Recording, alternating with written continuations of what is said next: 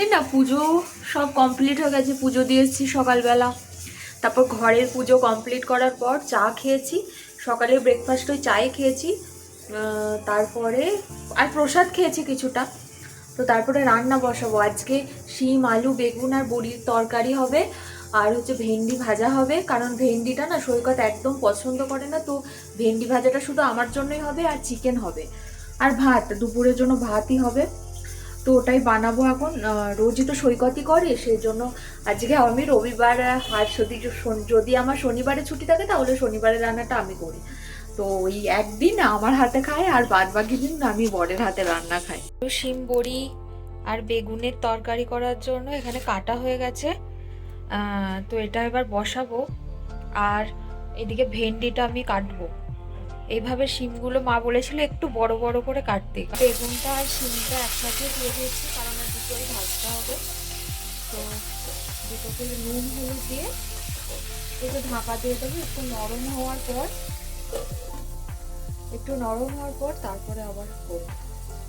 ওটা বানাবো, সেই জন্য তেজপাতা আর দারুচিনি ফোড়ন দিয়েছি। আর এখানে পেঁয়াজ রসুনটা পেস্ট করা আছে, এটা কড়াইয়ে দিয়ে দেবো।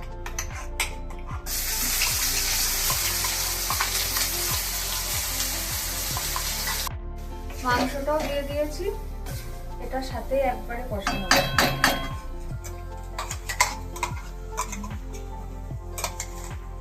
যে বাদ বাকি মশলাটা আছে এটা জলের সাথে দিয়ে দেবো, এটা ঢাকা দিয়ে দেবো।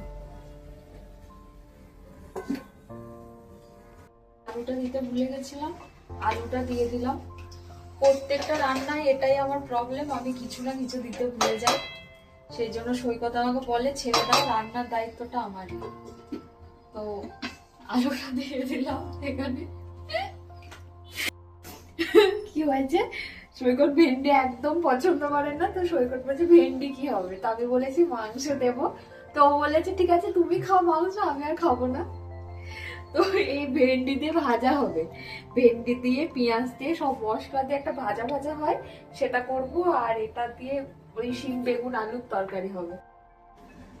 আমার হচ্ছে শিম বড়ির তরকারিটা রেডি হয়ে গেছে এখানে, আর স্যালাড হয়ে গেছে দুপুরের জন্য। আর এদিকে এই কড়াই মাংস হচ্ছে, আর এখানে আমি ভেন্ডি ভাজাটা বানাবো।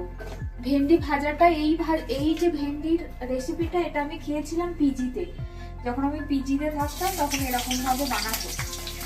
তো পেঁয়াজ রসুন আদা সব একবারে দিয়ে দেবো, মানে আদাটা রসুনটা থেতো করে এর সাথেই হচ্ছে যে ভেন্ডিটা দিয়ে দিতে হবে।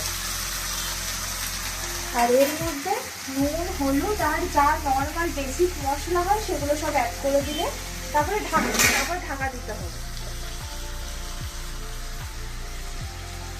হলুদ দিয়ে দিলাম,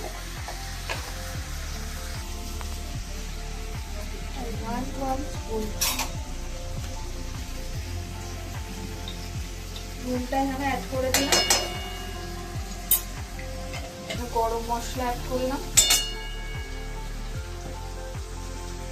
লঙ্কা গুঁড়োটা একটু অ্যাড করে দিলাম,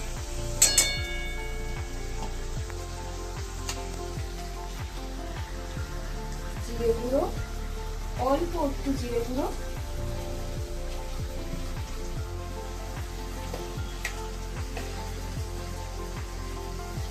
আর ধনে গুঁড়ো দিয়েছি কষা কষা করে।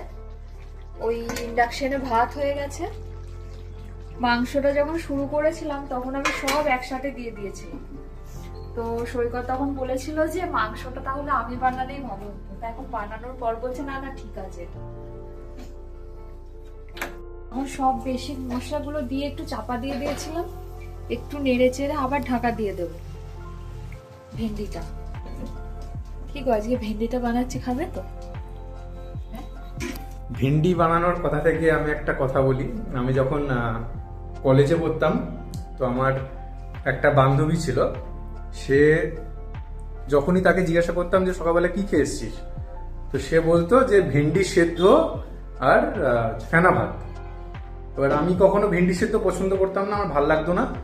তো আমি বলতাম যে সেটা আবার কেমন জিনিস, তো বলতো যে ভাতের মধ্যেই ভেন্ডি ফেন্ডি সব দিয়ে আলু দিয়ে একটা সেটাকে এমনি যেমন করে ভাত বানায় সেরকম ভাবেই করতে হয়, মানে হচ্ছে বয়েল করতে হয় আর কি।